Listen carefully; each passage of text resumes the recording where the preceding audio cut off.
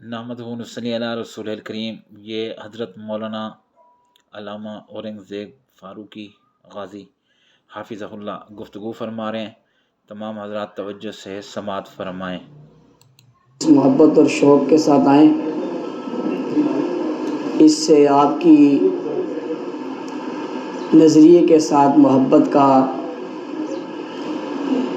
اظہار ہو رہا ہے کہ آپ کی اپنے نظریے کے ساتھ کتنی محبت ہے۔ اللہ تعالیٰ آپ کی اس نظریاتی محبت کو قبول فرمائے۔ آمین۔ معاملہ آمین۔ کتنا اہم تھا اور وہ کتنی خوش اسلوبی کے ساتھ طے ہوا، یہ سمجھنا ذرا ضروری ہے۔ ہائی کورٹ میں ہمارے چند وکلاء نے راؤ عبدالرحیم کی سربراہی میں ایک عرصے تک ایک کیس لڑا، اور وہ سوشل میڈیا پر توہین کے حوالے سے وہ کیس تھا۔ قرآن کریم کے غلط ترجمے کر کے اسے سوشل میڈیا پر اپلوڈ کیا جاتا تھا۔ اسی طرح حضور اکرم صلی اللہ علیہ وسلم کی توہین، ازواج مطہرات کی توہین، خود ذات اللہ کی توہین، یہ بڑی تعداد میں لوگ سوشل میڈیا پر اس کو وائرل کر رہے تھے۔ اس دن جب وکیل نے ہمیں وہ مواد دکھایا تو آپ یقین کریں کہ ہمارے قلب پھٹنے کو آئے، اور ہم نے آنکھیں بند کر کے کہا کہ یار یہ ہمیں مت دکھاؤ، ہم سے دیکھا نہیں جائے گا۔ اس کی ایک ہلکی سی مثال کہ انہوں نے اپنے جسم پر قرآن لکھا اور غلط مقامات پر انہوں نے اس طرح کے نام لکھے، اس کی ویڈیو بنائی، اسے شیئر کیا، اور بعض ایسے ہیں جو میں آپ سے اس کا ذکر نہیں کر پا سکتا، میں ذکر کر نہیں سکتا، یعنی مجھے اندیشہ ہے کہ میں ذکر کروں تو مجھے کچھ ہو جائے یا آپ کو کچھ ہو جائے، دل پر کچھ ہو جائے، اٹیک ہو جائے، اتنی گندگی۔ ہائی کورٹ نے اس کے خلاف فیصلہ دیا کہ اس مواد کو ہٹایا جائے، اس سے لوگوں کے جذبات مجروح ہوتے ہیں، اسے ہٹایا جائے۔ اس طرح کی 5-6 شکوں پر ایک خوبصورت فیصلہ آیا، اور حکومت سے اور پی ٹی اے سے اور دیگر جو ادارے ہیں ان سے کہا گیا کہ آپ کی ذمہ داری ہے، آپ اس کو ہٹائیں۔ اس وقت کی حکومت اس ہائی کورٹ کے فیصلے کے خلاف سپریم کورٹ میں چلی گئی، اور اس نے وہاں جا کر کہا کہ ہائی کورٹ کے اس فیصلے کو کالعدم کیا جائے، ہائی کورٹ کے اس فیصلے کو کالعدم کیا جائے، اور یہ کام ہم نہیں کر سکتے، ہمارے بس میں نہیں ہے۔ یہ کتنے افسوس کی بات تھی۔ وہ کیس چلتا رہا، اور کچھ دن قبل یہ بات واضح ہوئی کہ سپریم کورٹ اس فیصلے کو کالعدم قرار دے گا۔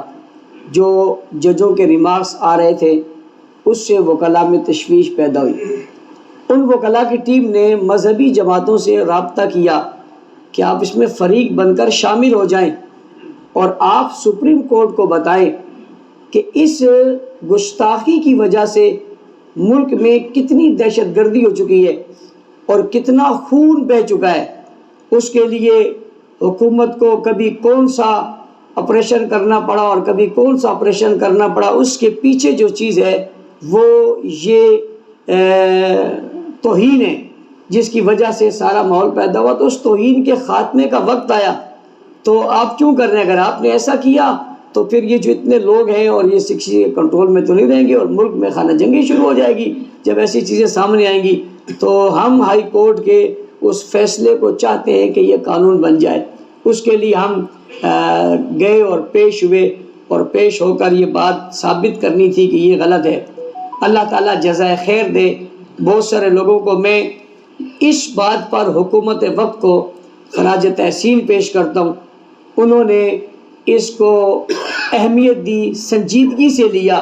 دیگر لوگوں نے بھی بات کی، بہت سارے حوالوں سے یہ بات آگے بڑھی، اور کل جو ٹرینڈ چلا وکلاء کی جانب سے اس پر، وہ بھی بہت بھرپور لاکھوں میں تھا، جس میں لوگوں نے اس بات کا اظہار کیا کہ یہ چیز درست نہیں ہے، لہٰذا حکومت کو اپنی اپیل واپس کرنی چاہیے۔ پھر اگر اپیل واپس نہ ہوتی تو ایک سوالیہ نشان یہ بھی تھا کہ کل آپ پی ٹی آئی حکومت کے خلاف تھے کہ وہ ٹھیک نہیں ہے، اور اس کے دور حکومت میں جو واپس لینے کے لیے اپیل دائر کی گئی ہے، آج آپ کی حکومت میں اس کا فیصلہ اور آپ نہیں بول رہے، تو پھر تو فرق تو کوئی نہ ہوا۔ لہٰذا اگر آپ چاہتے ہیں کہ یہ چیزیں رکیں اور اس کو روکا جائے تو اس پر کردار ادا کرنا چاہیے۔ یہ کردار ادا ہوا۔ تحریک لبیک کے ساتھ رضوی بھی وہاں پہنچے، میں بھی اپنی جماعت کی طرف سے وہاں پہنچا۔ قائد اہل سنت حضرت علامہ مولانا محمد احمد ادوانی صاحب جو اس وقت سفر پر ہیں اور مسلسل ہمارا رابطہ تھا، ان سے میں نے مشورہ کیا، انہوں نے مجھے کہا کہ آپ اس میں فریق بنیں اور چلے جائیں، ضرور جائیں۔ ان کا حکم آ گیا۔ 2 دن قبل ہم وہاں اسلام آباد میں جماعت کے ذمہ داران بیٹھ گئے، جس میں مولانا مسعود الرحمان عثمانی صاحب تھے، مرکز سیکرٹری جنرل مولانا عبدالخالق رحمانی صاحب تھے، مولانا تصدق صاحب تھے، مولانا دشانی صاحب تھے، اور اس طرح دیگر حضرات 5-7 ہم وہاں جمع ہو گئے، اور ہم نے اس وکیل کو بلایا، اس کیس کو پوری طرح سمجھا، اور سمجھنے کے بعد یہ فیصلہ ہوا جماعت کا کہ ہمیں اس میں جو قربانی دینی پڑے گی ہم اس کے لیے ضرور پیش ہوں گے۔ مجھے کراچی آ کر واپس سفر کرنا پڑا اس کے جانے کے لیے، لیکن میں نے اس کے لیے آ کر دوبارہ سفر کیا اور وہاں پہنچے۔ اللہ تعالیٰ کے فضل و کرم سے، آپ حضرات کی دعاؤں سے، وہ حکومت نے اپنا وہ فیصلہ واپس لے لیا۔ ہائی کورٹ سے جو یہ فیصلہ ہوا تھا، اب وہ فیصلہ برقرار ہے کہ یہ توہین امیز جو مواد ہے یہ سوشل میڈیا سے ڈیلیٹ کیا جائے گا، اور حکومت اس کی پابند ہوگی، اور جتنے ادارے ان کو پابند کرے گی کہ اسے ختم کرے، اور اس کے ساتھ ساتھ جو لوگ یہ چیزیں کر رہے ہیں ان کی جو گستاخیاں ہیں ان گستاخوں کو گرفتار کیا جائے، FIR درج کی جائے۔ اس طرح کی 8 شقوں پر مشتمل یہ خوبصورت قانون تھا۔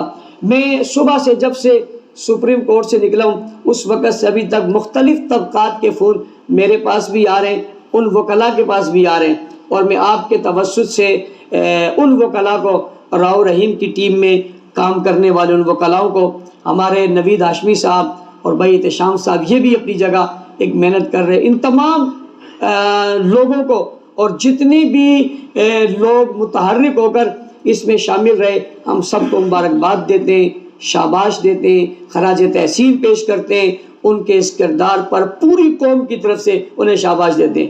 میں جب سے وہاں سے نکلا ہوں مختلف طبقات کے لوگوں کے فون آئے اور وہ خوشی کا اظہار انہوں نے کیا کہ ہمارے ملک میں کوئی قانون پاس ہوا۔ میں اس لحاظ سے ارباب اقتدار سے، ارباب ریاست سے، اور قومی سلامتی کے اداروں سے اور ملک کے محب وطن طبقے سے کہنا چاہتا ہوں کہ آپ اندازہ لگائیں ہائی کورٹ کے اس فیصلے کے اور حکومت کے اپیل واپس لینے سے مسلمانوں میں کتنی خوشی کی لہر دوڑی ہے۔ اس کا مطلب یہ ہے کہ پاکستان کے شہری من حیث القوم اس ملک کے اندر قانون چاہتے ہیں اور ضابطہ چاہتے ہیں، اور ایسا قانون چاہتے ہیں جس میں مقدس شخصیات کا تحفظ ہو۔ یہ فرقہ واریت کی بات نہیں ہے، یہ ملک اور اسلام کو بچانے کی بات ہے، تاکہ اس ملک میں ہونے والی فرقہ واریت، دہشت گردی، تخریب کار اور ان چیزوں کو روکا جائے۔ وہ کیسے روکیں؟ گستاخیاں ہوتی رہیں گی تو وہ تو نہیں رکیں گے۔ جب یہ بنیاد کو، جڑ کو ہم اتار پھینکیں گے، کوئی گستاخی نہیں کرے گا، کسی کے پیج پہ ایسی چیز نہیں آئے گی، تو بھائی کوئی اٹھے گا نہیں، کوئی غیر قانونی حرکت نہیں کرے گا، کوئی قانون کو اپنے ہاتھ میں نہیں لے گا، تو ملک پرامن ہوگا۔ تو اس ملک کو پرامن بنانے کے لیے تمام طبقات یہ چاہتے ہیں کہ قانون سازی ہونی چاہیے۔ میری درخواست ہے ان تمام اداروں سے کہ جو چیزیں قانون سازی کی اب بھی رکی ہوئی ہیں اور ہمارے ساتھ وعدہ ہوا تھا کہ ہم قانون سازی کریں گے اور ابھی تک رکی ہیں، وہ قانون سازی کے لیے تیز کوشش کی جائے اور قانون سازی کی جائے، تاکہ ہر گستاخ قانون کے شکنجے میں آئے، کسی عام آدمی کو اٹھ کر ہتھیار اٹھانے کی یا کسی کو مارنے کی نوبت ہی نہ آئے اور گنجائش ہی نہ ہو۔ جب حکومت اور صاحب اقتدار ہی یہ کام کریں گے تو پھر اس کی ضرورت نہیں پڑے گی۔ عدالتوں کے اندر جو ہے وہ شفاف تفتیش کی جائے، اگر کوئی مجرم نہیں ہے تو اس کو یہ بات نہ کی جائے، لیکن اگر مجرم ہے تو اسے ضرور جو ہے یہ کام اس کے ساتھ ہونا چاہیے، اس مجرم کو سزا ملنی چاہیے اور قانون کے دائرے میں ملنی چاہیے تاکہ ملک پرامن ہو سکے۔ حضرت مولانا اورنگ زیب فاروقی صاحب بات کر رہے تھے، اللہ پاک ان کو جزائے خیر نصیب فرمائے، اور ان کے ساتھ جتنے لوگوں نے کام کیا اللہ ان کو بھی جزائے خیر نصیب فرمائے۔ ضرور بالضرور جو لوگ گستاخی کرتے ہیں ان کو کیفر کردار تک پہنچنا چاہیے اور ان کو سزا ملنی چاہیے۔ اللہ پاک مولانا کی حفاظت فرمائے اور ان کے جتنے بھی رفقا ہیں اللہ سب کی حفاظت فرمائے۔